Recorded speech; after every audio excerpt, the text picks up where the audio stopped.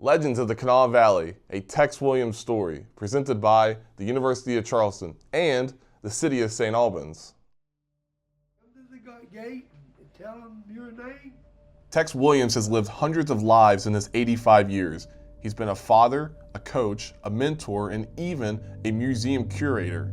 Williams grew up in Artie, a small town in West Virginia. It was there in rural Raleigh County that he learned the life skills that would shape his journey into adulthood. It was also where he discovered the game that would become synonymous with the Williams name, basketball. Williams' love for sports grew during his time at Clear Fork High School, where he played football, basketball, and baseball. After graduating high school in 1957, Williams continued his playing career at Marshall University, where he represented the Thundering Herd on the hardwood and the diamond. With his playing days behind him, Tex turned his focus to coaching. Williams began his own coaching career in 1961 as an assistant at West Huntington Junior High, coaching football alongside Stuart Way. Tex quickly realized his experience playing multiple sports could help him relate to young people. I was motivated to play all of them well, and it turned out real well for me because I really believe the cross training that was involved, you know, your hand-eye coordination in some sports, a lot of your sports are relative. Your fundamentals, you learn the proper fundamentals and using your body with position, and you can play just about any sport if you have a passion for it. After a year on the sidelines at West Huntington, Williams got the call that would change his life and the lives of so many others. The very next year, Huntington Vincent, a couple of the boosters came and asked if I were interested in that job. So I coached in Huntington Vincent in Wayne County for a year and a half before I came to Charleston. I came to Charleston for a job with the federal government in a community development program because I had to feed a young family and I was having a hard time making ends meet. In 1967, Williams landed the role that would come to define his coaching career, leading the St. Albans Red Dragons boys basketball program. Williams' first teams featured players like Kim West, Roger Childers, and Tom Neal, who averaged 30 points per game. New to the area and the coaching profession, Williams recalled the support he received from his players' parents. They had great parents. The great family units at that time, I tell you, it's a different, in our society today, there's no comparison on the family units. So I give the parents of those kids credit for teaching them teamwork. That support was vital, especially as St. Albans initially struggled in the postseason during Williams' tenure. The Red Dragons advanced to the regional final only once in Williams' first 7 seasons, coming in 1974. The following season, St. Albans advanced to the Class AAA championship game before losing to the Barbersville Pirates. Nearly 50 years later, Tex fondly recalls those players and that memorable season. I think the turning point for our drive to the state championship finals is when we went up on the hill at GW, and Fred Aldridge, who was a great coach, had a team that had won about 30 straight games on their home floor. And we went up and beat them on their home floor. And then we ended up playing them in the state tournament and happened to get the win in the state tournament. So all that, it just kept building our confidence into the state championship final. One of the key players that season was Bill Hersher, an all-state selection who averaged 25 points per game as a senior. Williams would go on to coach other members of the Hersher family, forming a bond with them in the process that still exists today. I've known him since I was born. He coached my dad, he coached my uncles, he coached myself and my brother. So he was a steady figure throughout my entire life and still is today. Well, words are hard to sum up that family.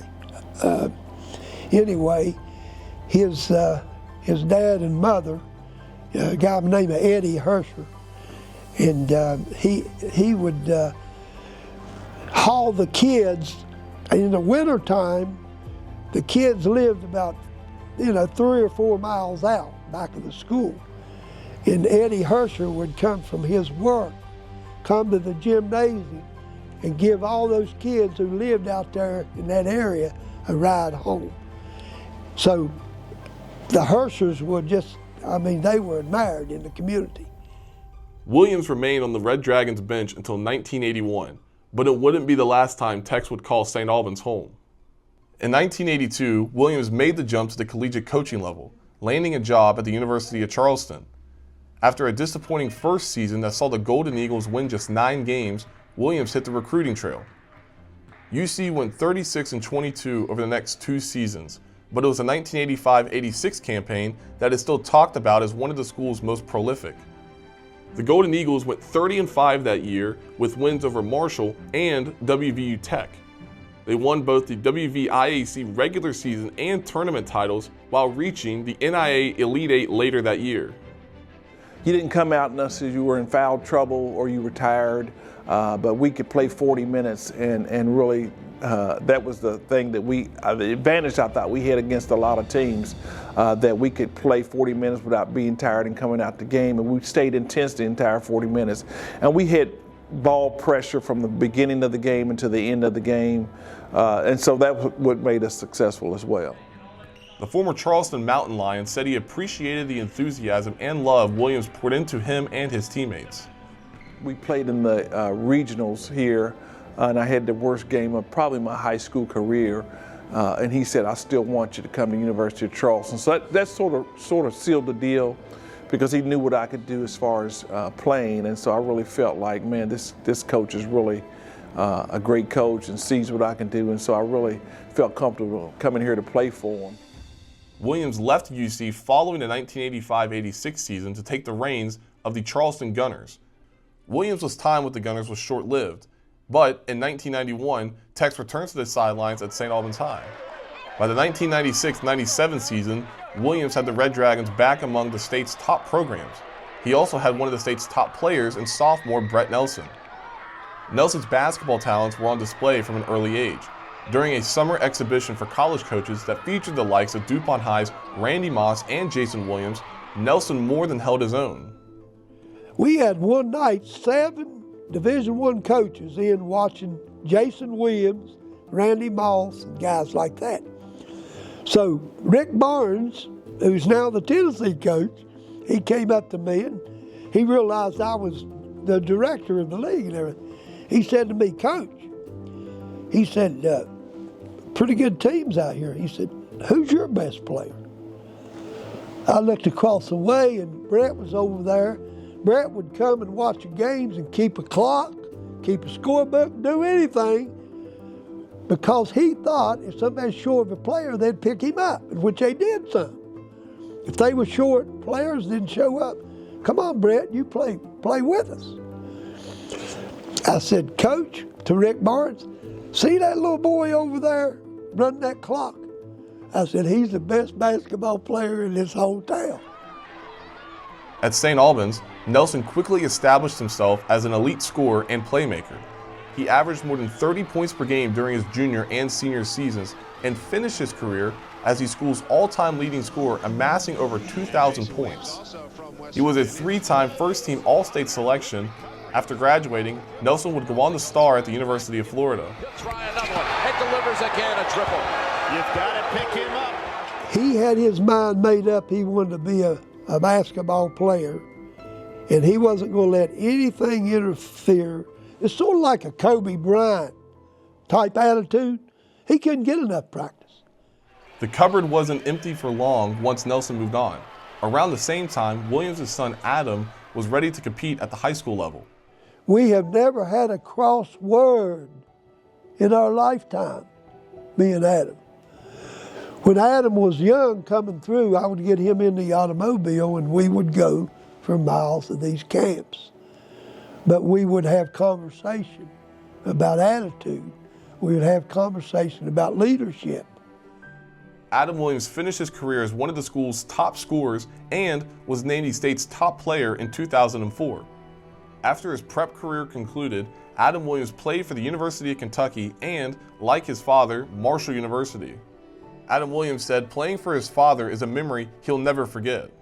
It was 3 of the best years of my life with the memories made, and cherish them forever because it's with your dad. You know, it's one of your best friends, and I grew a lot because he was hard on me.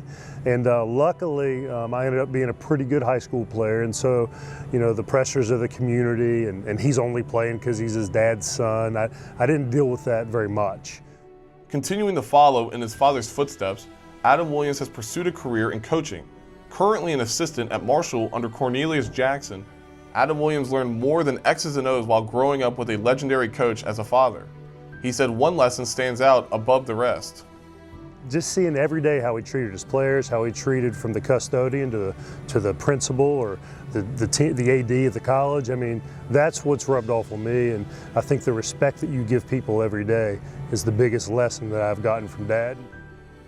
His coaching career is over, but Tex Williams' love of sports is still going strong. He passes time with the Sports Legends Enshrinement in Artie, which is located in the post office building his mother worked in while he was growing up.